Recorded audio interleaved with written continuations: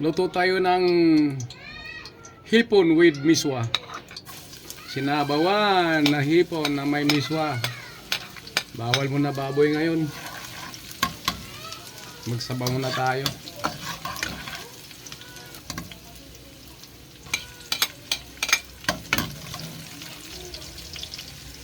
Palabasin mo natin ng aroma, guys. Mag light brown lang siya. Ang bango na, oh. Pwede na yan. Hipon 1/4. Wala nang mga ulo, guys. Mura lang kasi ito pag ganito na. Yung mga pinipilian.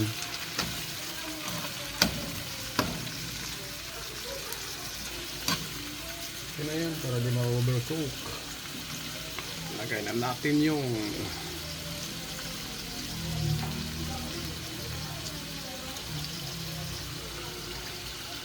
ulo ng pizza.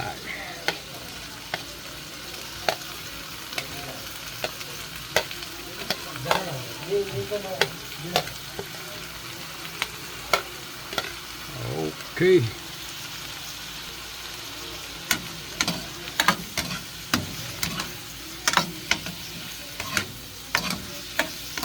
Lalagyan ko to ng flavor.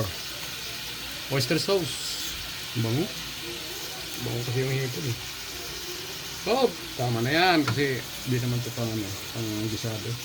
Sabaw lang ito, pang flavor lang yan. Papakulay lang at pangkasarap. Napakabango. Paminta. Dalawa para medyo may sipa-sipa.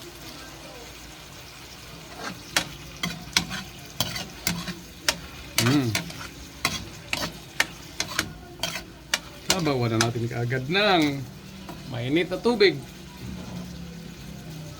para mabilis ma-overcook na yung hipon natin.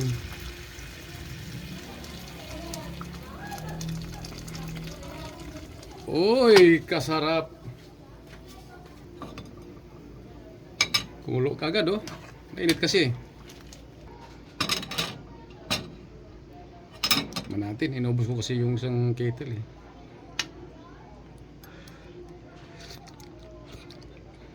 Ayun, matabang. Lagyan natin ng patis. Oop. Marami-raming patis, matabang kasi.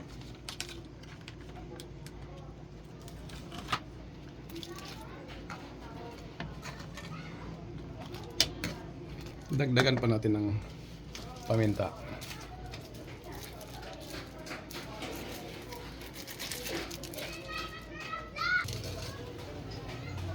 Rock salt.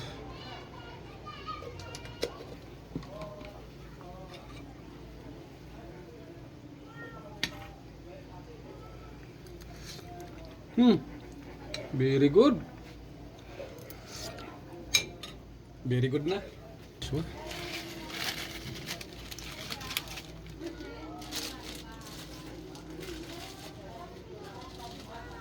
Dalawang piraso lang para hindi siya lalapot. May sabaw pa rin siya. Pag marami kasi kakainin yung sabaw sa miswa. Isabay na rin natin yung dahon ng pitsay. Madali lang maluto yung ano eh. Madali lang maluto yung miswa.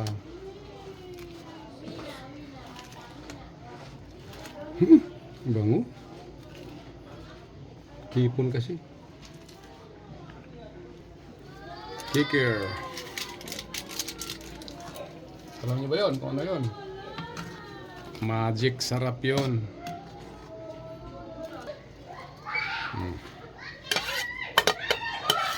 Solve na. Alagang magkano po nandito? Kaso 100 yung hipon. 10 lang yung miswa. 10 din yung sibuyas. 10 din yung 7 pesos yung bawang. Magkano lang? 120. 120 pero sulit na itong ang ulam na to. Ang dami nito. Napakasulit nga.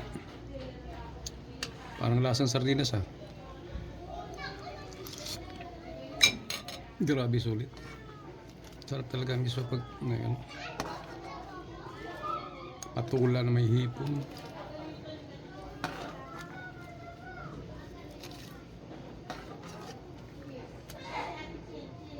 Lutuin mo natin yung miswa konti kasi medyo matigas pa oh.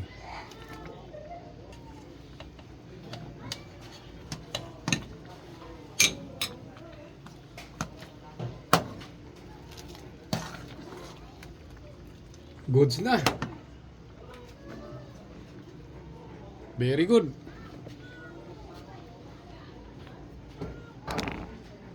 Rapsa. Sinabaw ang miswa na may hipon.